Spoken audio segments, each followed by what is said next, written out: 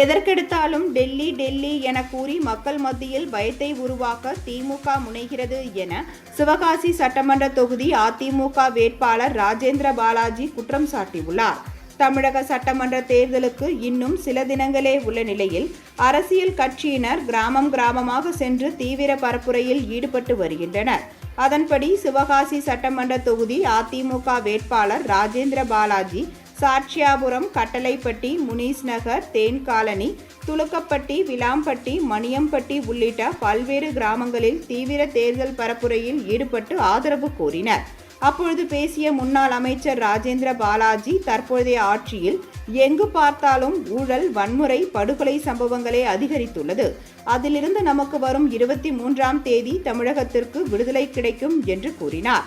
அதிமுக ஆட்சியில் கொண்டு வரப்பட்ட தாமிரபரணி குடிநீர் திட்டம் தற்பொழுதைய ஆட்சியில் செயல்படுத்தப்படாமல் பல பகுதிகளில் குடிநீர் தட்டுப்பாடு நிலவுவதாகவும், வீட்டு வரி, சொத்து வரி, மின்கட்டணம் ஆகியவை அதிகரிக்கப்பட்டு பொதுமக்கள் வரிச்சுமையில் சிக்கியுள்ளதாகவும் அவர் அப்பொழுது குற்றம் சாட்டினார். மேலும் தான் அமைச்சராக இருந்தபோது பல பகுதிகளில் மேல்நிலை குடிநீர் தொட்டிகள் அமைக்கப்பட்டன. ஆனால் தற்பொழுதைய ஆட்சியில் எந்த புதிய திட்டங்களும் செயல்படுத்தப்படாததால் நல்ல குடிநீருக்கு பதிலாக உப்பு நீர் வழங்கப்படுகிறது என்றும், சாட்சியாபுரம் பாலம் கூட அதிமுக ஆட்சியிலேயே நிதி ஒதுக்கப்பட்டும் திமுக ஆட்சிக்கு வந்து 4 ஆண்டுகள் தாமதப்படுத்தி அதை முடித்துள்ளனர் என்றும் தெரிவித்தார்.